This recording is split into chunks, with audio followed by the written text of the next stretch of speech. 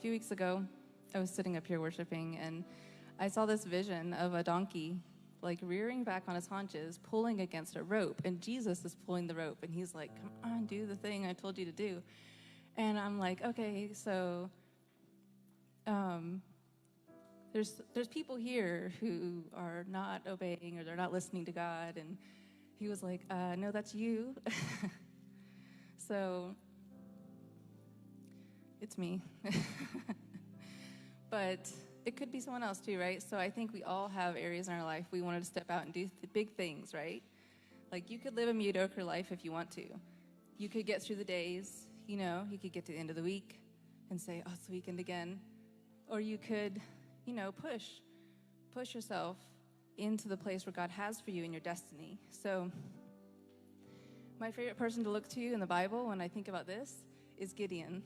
So Judges 6, verse 13. So Israel they're starving. So this is the Judges part of the Bible where Israel is being sinful, and then Gideon, they're starving, right? So they're trying to get their crops, they're trying to not starve, and Gideon is actually hiding in a wine press, sifting the wheat in a wine press. And God calls out to him, and he says, the Lord is with you, mighty man of valor.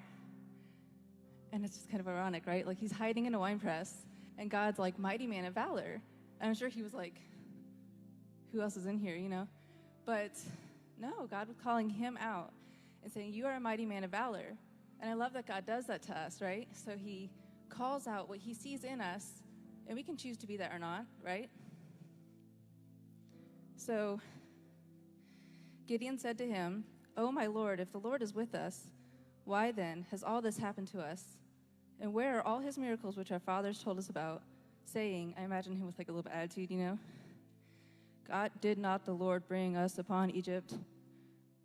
But now the Lord has forsaken us and delivered us into the hands of Midianites. And he's saying, where were you, And he starts to blame God, which is like, the guts of this guy. But when we're talking about pursuing our destiny, there's two things that can stop us.